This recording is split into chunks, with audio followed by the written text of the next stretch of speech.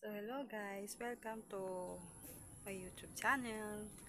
Ang topic natin ngayon ay paano ba mag-withdraw sa Jamet?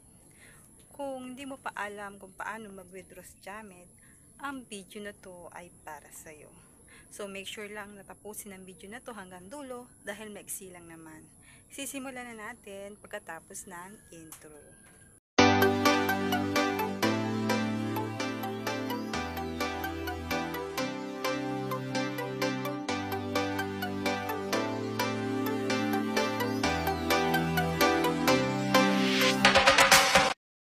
Hi, I'm Jelly Ann. Gumagawa ako ng mga product reviews at mga tutorial about sa affiliate marketing. Kung gusto mo ng ganong topic, pwede kang bumisita sa aking YouTube channel. And don't forget to subscribe, like, and share ng aking mga videos. So, start na tayo. Dapat meron kang $10 sa iyong account para makapag-cash out ka sa Jamet. Kasi ang minimum withdrawal sa Jamet ay $10. So, pipindutin natin itong withdraw.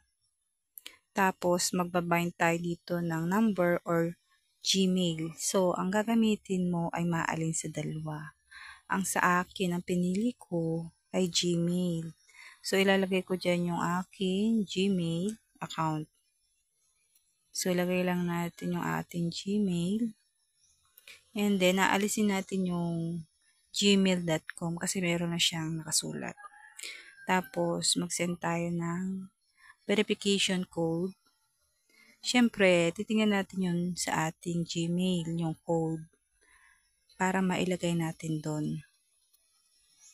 At ayan na nga, pumunta na ako sa Gmail at titingnan ko yung code na dumating dyan.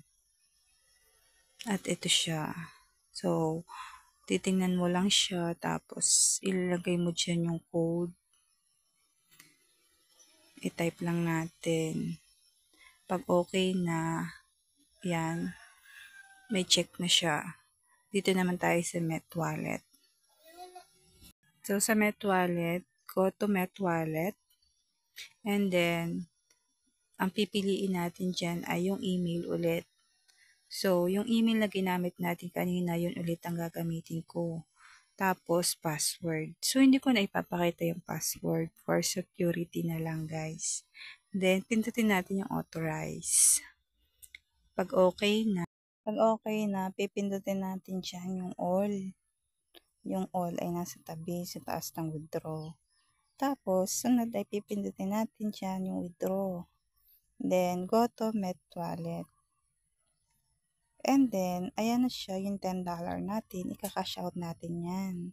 So, dito guys, naglagay na pala ako ng GCash kahit wala pang $10 yung account ko kasi excited.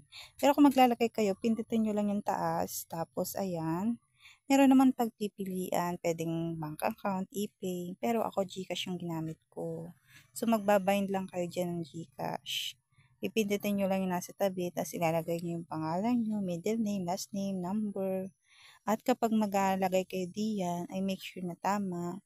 At bago nyo yan i-submit, ay kailangan nyo rin magawa ng password.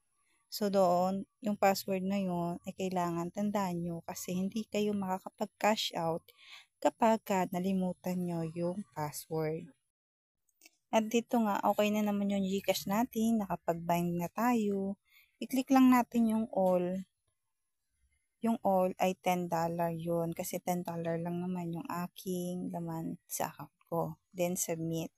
So, yan yung password na sinasabi ko. Hindi ko na pinakita for security na lang guys. Pero na-withdraw ko na siya. I-back lang natin. I-back lang natin hanggang sa unahan para makita nyo wala na yung aking $10. So, pindutin natin yung may beams. Tapos, ayan, wala na yung $10. Kasi na-withdraw ko na siya guys. Yan. Papakita ko sa inyo. Yan, nakalagay transfer. Ibig sabihin, nasa GCash ko na siya. And ay, dumating agad-agad sa GCash ko. So, papakita ko syempre sa inyo yung pera dumating sa akin GCash kung magkano ba yung halaga ng $10 sa Jamet.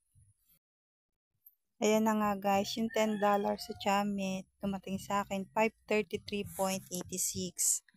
So, agad-agad ay dumating na sa GCash ko. So, legit ang Jamet. Kaya kung wala pa kayong Jamet, i-download nyo na sa Play Store kasi nasa Play Store naman si Jamet.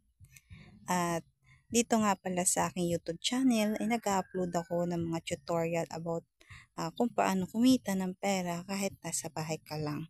Walang nilalabas ni piso dito sa mga tutorial ko kung paano kumita.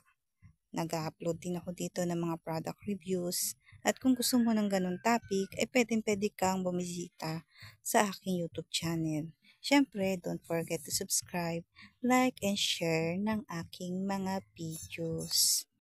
Lalo na kung nakatulong naman sa iyo yung mga video ko. So, yun na lang yung kapalit. May kapalit pala, charot. So, yun lang. Thank you for watching. Bye!